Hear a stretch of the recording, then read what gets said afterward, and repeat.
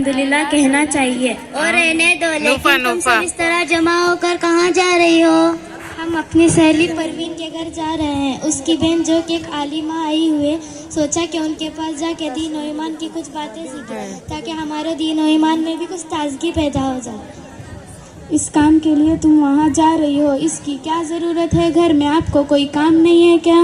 دیکھیے باجی، ہمارے گھروں میں آج کل کا دین اور ایمان کا تذکرہ ہوتا ہے. صرف دنیا اور دنیا داری اور اس کی خوشحالی کا تذکرہ زیادہ ہو رہا ہے، جس وجہ سے ہمارے اوپر غفلت کا پردہ پڑا ہوا ہے. آج ہمیں یہ پانی دنیا کی فکر ہے، آخرت کی کچھ فکر ہی نہیں. بس بس، تقریر کرنے کی ضرورت نہیں. ہم ایک بات پوچھتے ہیں، آج کل سخت گرمی کا زمانہ چل رہا ہے، اتنی شدید گرمی میں تم پارسل کی طرح پیک ہو کر کیوں جا رہی ہو؟ کیا تمہیں گرمی محسوس نہیں ہوتی؟ کیا تم برف کی بنی ہوئی ہو؟ باجی، اے تم کیا کہہ رہی ہو؟ اے آپ کی غلط فہمی ہے. اے برقع پردہ کی علامت ہے اور پردہ اسلام کا شعار ہے. پردہ کرنا اللہ اور اس کے رسول کا حکم ہے. اللہ کے حکم کو پورا کرنے میں سردی اور گرمی کا کوئی تعلق نہیں ہوتا. باجی، آپ کو بھی پردہ کرنا چاہیے اور ہمارے ساتھ چلیے نا، آپ کو بھی دین کی بہت ساری معلومات حاصل ہو جائے گی. نابا، ہمیں اتنی فرصت کہاں، اور ہمیں دین کی بہت سی معلومات ہے.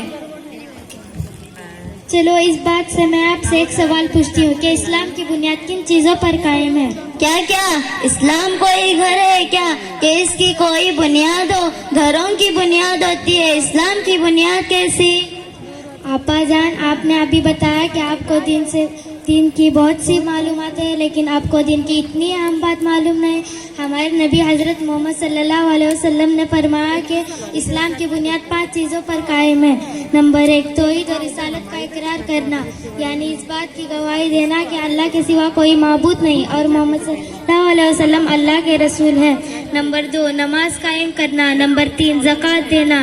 نمبر 4، رمضان المبارک کے روزے رکھنا. نمبر 5، حج کرنا. یہ اسلام کی بنیادی چیزیں ہیں جس کا ہر ایک مرد عورت کو علم ہونا چاہیے. ہمارے پاس اتنا وقت نہیں ہے، اور یہ جو عالمہ ہوتے ہیں نا، یہ تو بس یہی کہیں گی کہ نماز پڑھو، روزہ رکھو، گانے مت سنو، بے پردہ مت نکلو، ٹی وی، موبائل، سیریل، فلمیں اور غلط چیزیں مت دیکھو، ہر وقت اللہ کو یاد کرو اور اس کی عبادت کرو. ارے بہن، یہ باتیں سن سن کر ہمارے کان پک چکے ہیں اور نریت سننے کی سخت نہیں ہے. آپ سے بھی ہم یہی کہیں گی کہ آپ بھی ان جیسے کاموں میں زیادہ وقت ویسٹ نہ کریں. استغفر اللہ بہن، آپ یہ کیسی باتیں کر رہی ہیں؟ لگتا ہے آپ کے اندر دین اور اسلام کی باتیں سننے کا شوق ہی نہیں اور دلوں میں اللہ اس کے رسول کا خوف بھی نہیں، اس لیے تم اول فول بک رہی ہو. کون سی بات ہو رہی ہے کہ ہمارے دلوں میں اللہ اس کے رسول کا خوف نہیں ہے، دین اور اسلام کا شوق نہیں ہے؟ لگتا ہے دنیا میں صرف آپ کو ہی دین کا شوق ہے، باقی سب بے دین لوگ ہیں. ارے بہن، آپ تو برا مان گئے اور ہم سے ناراض ہو گئے. ہمارا مطلب آپ کو برا بھلا کہنا نہیں تھا، بلکہ یہ ہماری ذمہ داری ہے کہ دین کے تعلق سے ہلکی سی بے وقتی نظر آئے تو فوراً اس کی اصلاح کرے اور دین کی اہمیت اور فضیلت اس کے سامنے واضح کرے. بہن، آپ نے تو ہمیں غلط سمجھ لیا. اجے بہن، ہم بھی تو مسلمان ہیں اور ہمیں بھی دین کی بہت سی باتوں سے محبت ہے. چلو ٹھیک ہے، یہ بتائیے اللہ نے ہم پر دن میں کتنے وقت کی نماز فرض فرمائی ہے؟ 5 وقت کی نمازیں فرض فرمائی ہے. ایمانداری سے بتائیے، کیا ہم 5 وقت کی نماز ادا کر رہے ہیں؟ کیا کوئی قضا نماز ہمیں نظر نہیں ہوتی؟ کبھی کبھار ہو جاتی ہے. آپ جان، آج آپ نے ظہر کی نماز پڑھ لی؟ کام میں فرصت ہی نہیں ملی کہ نماز ادا کرنے کے لیے. ویسے روز پڑھتی ہوں، آج کام کچھ زیادہ تھا اس لیے نہ پڑھ سکی. ارے بہن، ایک نماز کا قضا ہو جانا جیسا ہے کہ پورا گھر لوٹ گیا اور قبر میں ان سب سخت عذاب ہوگا. ارے بہن، قبر کے نام سے ہی ڈر لگتا ہے. ارے بہن، ایک دن ہم سبھی کو مرنا ہے اور قبر میں ہی جانا ہے، اس میں ڈرنے اور گھبرانے کی کیا بات ہے؟ قبر ان لوگوں کے لیے ڈراونا خواب ہے جو اللہ کی نافرمانی کرتے ہیں، اور نیک لوگوں کے لیے قبر میں آرام ہی آرام ہوگا. اس لیے ہمیں اللہ کے حکم پر چلنا چاہیے اور اللہ کے نافرمانی سے بچنا چاہیے.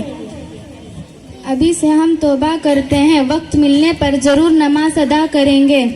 آپ تو وقت نکالنے کی بات کر رہی ہے، بلکہ نماز تو ہر حال میں پڑھنی ہے، اور نماز پڑھنے میں 4-5 گھنٹے ہی لگتے ہیں، جبکہ ہمارا بہت سارا وقت بہت سے کاموں میں نکل ہی جاتا ہے، ادھر ادھر کی باتوں میں بھی ہمارا کتنا وقت ضائع ہو جاتا ہے۔ جس اللہ نے ہم کو پیدا کیا، عقل عطا فرمائی، زبان، آنکھ، کان، ناک، ہاتھ اور پیر دیے، کیا ہم اس اللہ کی عبادت کے لیے 10-15 منٹ نہیں نکال سکتے؟